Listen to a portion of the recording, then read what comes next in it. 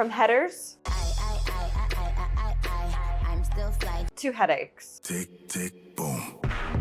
The 2022 FIFA World Cup has caused a worldwide uproar. Get the out of here. And spent billions of dollars on outrageous remodeling. This week, we're diving in to find out what's really been going on behind the scenes of the Qatar World Cup. Our little secret.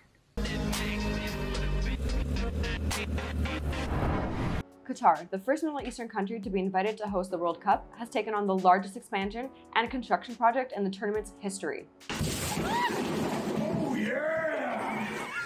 Over the last 12 years, Qatar has spent $229 billion in preparation for the Games. Billions and billions and billions and billions. All of this prep includes building 8 stadiums, new roads, railways, hotels, and an expansion of the airport. Qatar new airport. It was reported that $500 million is being spent per week in construction. You playing with me, right? With a record-breaking demand for tickets, Qatar predicts they'll make $17 billion in revenue from fans. Why make trillions when we could make billions? Unfortunately, it's not all fun and games. Oh, that was magic! Qatar imported workers from India, Bangladesh, and Nepal, who were then forced to give up their passports. Labor in 50 degrees heat with limited food and water. Most of the workers are not even getting paid, and if they attempt to leave the country, they are prevented from doing so.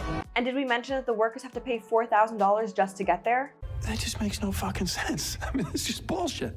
Those who managed to see a paycheck only received $220 a month. What the hell is even that?